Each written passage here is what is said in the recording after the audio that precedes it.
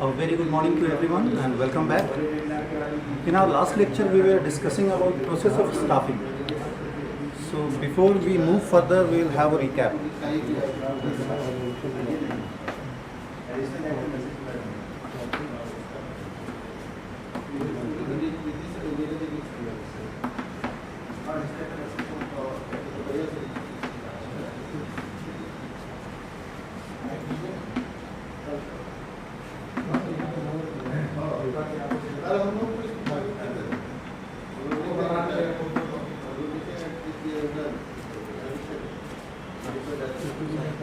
Monday का था ना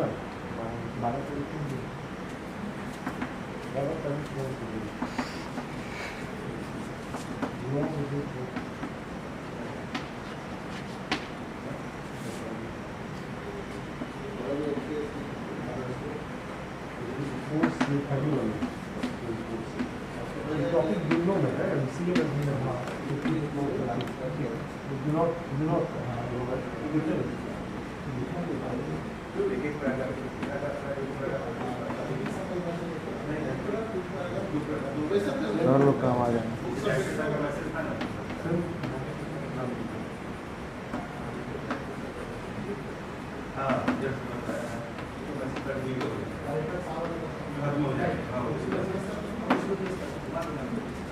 लास्ट क्लास में हमने इसके बारे में जाना था, हमने ट्रेनिंग एंड डेवलपमेंट तक किया था। एक फास्ट रिकैप करते हैं इसके बारे में हम कि staffing process starts with estimation of man power. Estimation of man power की किसी भी ऑर्गेनाइजेशन में एक पर्टिकुलर काम को करने के लिए कितने लोगों की ज़रूरत आपको होगी। उसमें से बहुत से लोग हैं जो रिटायर होते आते हैं, बहुत से लोग हैं जिनको कंपनी फायर कर देती है, या बहुत से लोग हैं जो बेटर पॉसिबिलिटीज़ या प्रोस्पेक्ट के लिए कंपनी छोड़ के चले जाते हैं। तो आप सारी चीज़ों का एनालिसिस करते हैं, उसके बेसिस पे आप इस चीज़ को डिटरमाइन करते हैं कि कितने लोग चाहिए आपको उस ऑर्गेनाइजेशन में काम करने के लिए। तो that is estimation of man power. Again आगे बढ़ते हैं तो दैट इज रिक्रूटमेंट। रिक्रूटमेंट मतलब बहाली। तो रिक्रूटमेंट होता क्या है basically? Recruitment is a process which motivates the prospect to apply for a particular job. कि एक किसी पर्टिकुलर जॉब के लिए प्रोस्पेक्ट को मोटिवेट करता है ताकि आप अप्लाई करें। रिक्रूटमेंट में मैंने बताया था कि दो टाइप से होते हैं, जिसके बारे में डिटेल में हम आगे दूसरे लेक्चर में जानेंगे। इंटरनल रिक्रूटमेंट होता है, एक्सटर्नल रिक्रूटमेंट होता है, आंतरिक और बाह्य। इंटरनल रिक्रूटमेंट समझ लीजिए जैसे एक्सटर्नल रिक्रूटमेंट में जैसे एडवर्टीजमेंट के माध्यम से आ रहे हैं, वेब पोर्टल के माध्यम से आ रहे हैं, तो कितने तरीके के होते हैं और उसमें कैसे कैसे काम करते हैं इसके बारे में हम आगे जानेंगे। इसके बाद में आता है सिलेक्शन। सिलेक्शन और रिक्रूटमेंट में हमने एक बेसिक चीज़ पढ़ा था, डिफरेंस पढ़ा था कि selection is a negative process where recruitment is a positive process, because recruitment creates hope, आपके अंदर होप जनरेट करता है। And selection is a negative process because selection के जो स्टेप्स होते हैं, जो सिलेक्शन का प्रोसेस होता है, उसमें हर स्टेप पे हम एलिमिनेट करते जाते हैं जो अनवांटेड एम्प्लॉइज होते हैं या जो उसकी क्राइटेरिया को फुलफिल नहीं कर पाते हैं उनको। उसके बाद में आता है आपका ओरिएंटेशन एंड प्लेसमेंट। ओरिएंटेशन तो मैंने बताया था कि इसको हम इंडक्शन भी कह सकते हैं। Orientation is basically introduction to the job.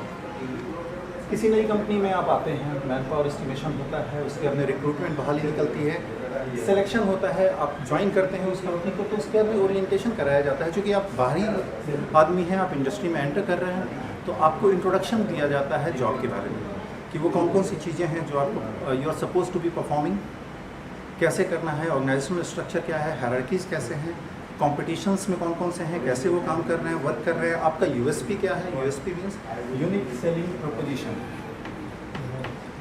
तो आपका यूएसपी क्या है, आपका एज क्या होगा दूसरों के ऊपर, ये सारी चीज़ें आपको इन ब्रीफ समझाई जाती हैं ओरिएंटेशन में।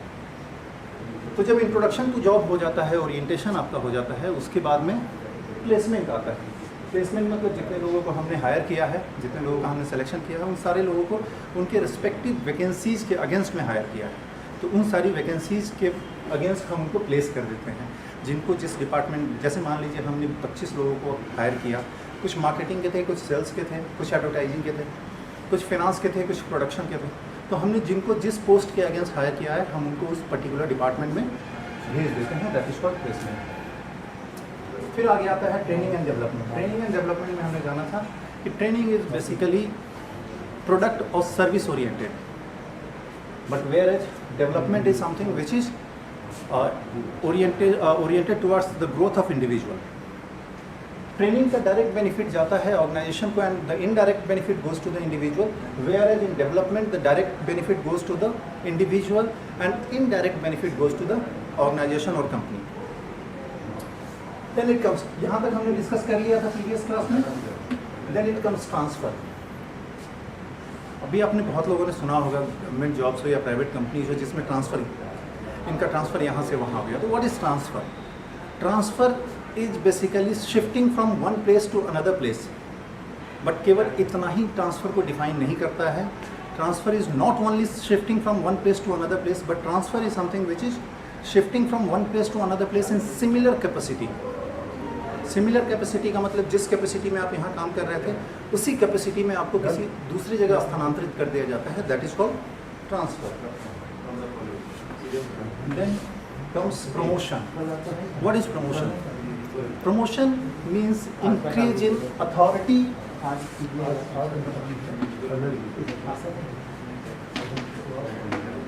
And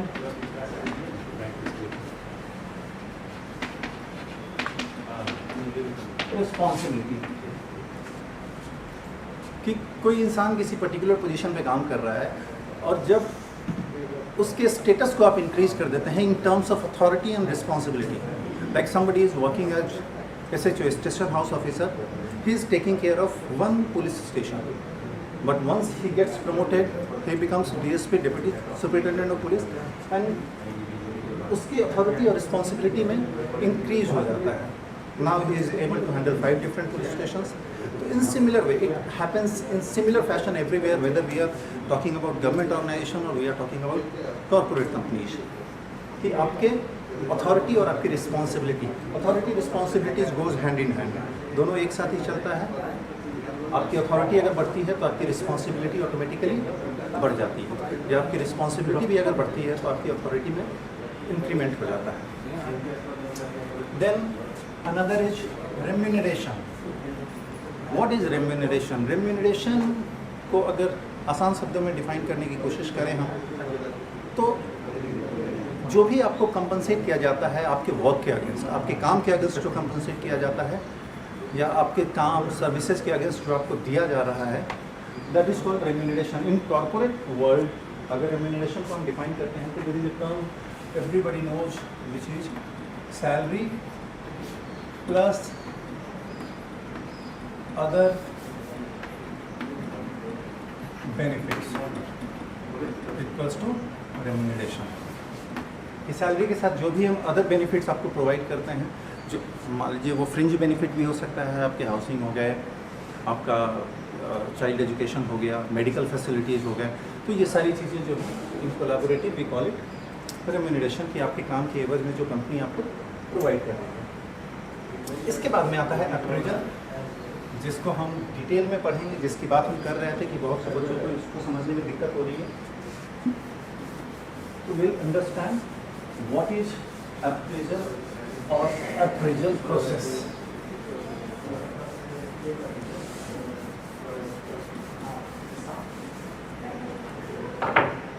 So first we'll start with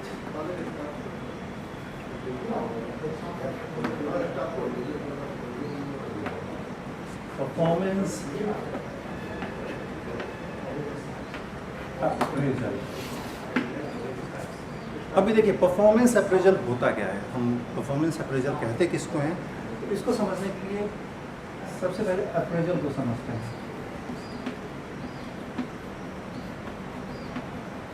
to apprise और अप्रेजल, ये दो शब्द हैं, इनका मतलब क्या होता है जानते हैं पहले। तो टू अप्रेज तो अगर हिंदी में हम कहें मूल्यांकन बोलते हैं,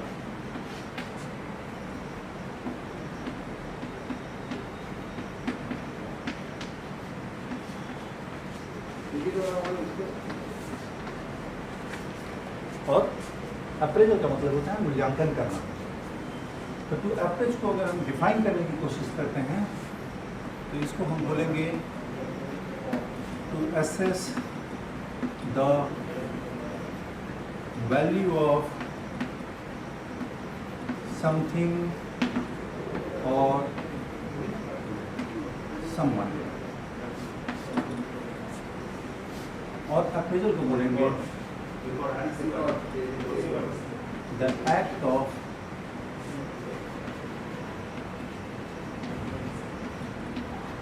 असेसमेंट। अब इसको समझने की कोशिश करते हैं कि है क्या। तो अप्रेज करना मतलब मूल्यांकन करना। हम किसी भी वस्तु या किसी भी चीज़ का मूल्यांकन करते हैं। वो कोई सामान हो सकता है, कोई ऑब्जेक्ट हो सकता है, या कोई इंसान हो सकता है। उसी चीज़ को हमने लिखा है to appraise means to assess the value of something और समवन। अगर ये चौक 1 रुपये की है तो ये 1 रुपये की क्यों है, 10 रुपये की क्यों नहीं है? तो there must be some value behind that. तो हर इंसान की भी एक कीमत होती है, उसकी वैल्यू होती है, उसी को हम मूल्यांकन करते हैं, उसको हम अप्रेज कहते हैं। और अप्रेज करने का जो प्रोसेस होता है, जो एक्ट होता है, उसको हम मूल्यांकन करना, उसको हम अप्रेजल बोलते हैं। तो यहाँ अब समझिए इस चीज़ को, परफॉर्मेंस अप्रेजल की हम बात करते हैं किसी अगर ऑर्गेनाइजेशन के अंदर, तो क्या हो गया परफॉर्मेंस अप्रेजल किसका?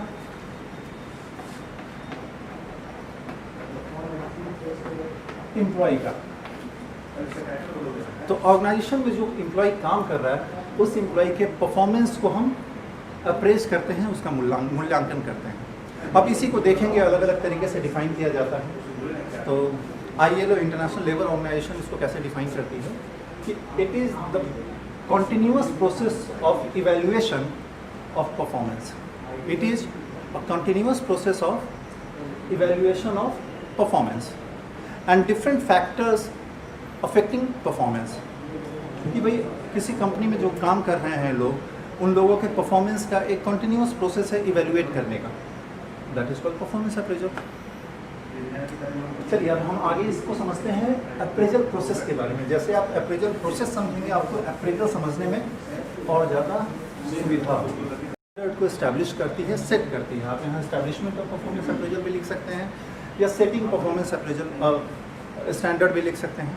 तो परफॉर्मेंस स्टैंडर्ड का मतलब आप समझ लीजिए डिजायर्ड परफॉर्मेंस।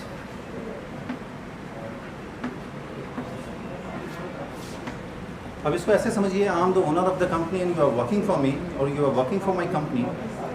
तो मेरे आपसे कुछ एक्सपेक्टेशंस होंगे एक पर्टिकुलर पोजीशन पर। Like if you are working as sales manager, तो एक सेल्स मैनेजर की क्या रिस्पॉन्सिबिलिटीज़ होंगी और आपसे क्या एक्सपेक्टेशन होगा बतौर हेड ऑफ द ऑर्गेनाइजेशन और बतौर आपका बॉस होने के नाते। तो उस चीज़ को हम डिजायर्ड परफॉर्मेंस में काउंट करेंगे। और डिजायर्ड परफॉर्मेंस में ही बोलेंगे कि परफॉर्मेंस स्टैंडर्ड क्या होना चाहिए। अभी आप देखेंगे कि अभी आपने अगर किसी वेब पोर्टल पे जॉब सर्च किया हो, naukri.com, monster.com पे, तो वहाँ पे देखेंगे अगर एक वैकेंसी निकलती है दैट पोजीशन फॉर एक SM एरिया सेल्स मैनेजर की कोई वैकेंसी है, तो आप देखेंगे उसके बाद में जॉब डिस्क्रिप्शन लिखा होता है। जॉब डिस्क्रिप्शन में आपकी चीज़ें, जॉब में क्या क्या करना है एंड रिस्पॉन्सिबिलिटीज़ आपसे क्या एक्सपेक्टेड होती हैं, वो सारी चीज़ें उसके अंदर में मेंशन रहती हैं। तो वही चीज़ यहाँ पे हम इसको समझते हैं कि एस्टैब्लिशमेंट ऑफ परफॉर्मेंस स्टैंडर्ड की एक असिस्टेंट या एरिया सेल्स मैनेजर से क्या एक्सपेक्टेड है desired performance, that comes under the head of establishment of performance standard. इसके बाद में क्या होगा,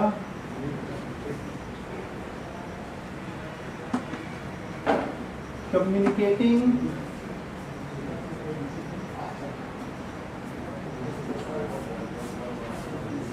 standard to employees. Once you have set a benchmark, once you have set the performance standard, or once you have set the desired performance you are expecting from your subordinate or you are expecting from your employee, then you communicate those standards which you have set earlier to your employees so that they could know. Appraisal process में establishment of performance appraisal और communicating standard to employees, ये 2 point हमने discuss किया है। Next class में हम बाकी के पॉइंट्स डिस्कस करेंगे। Thank you.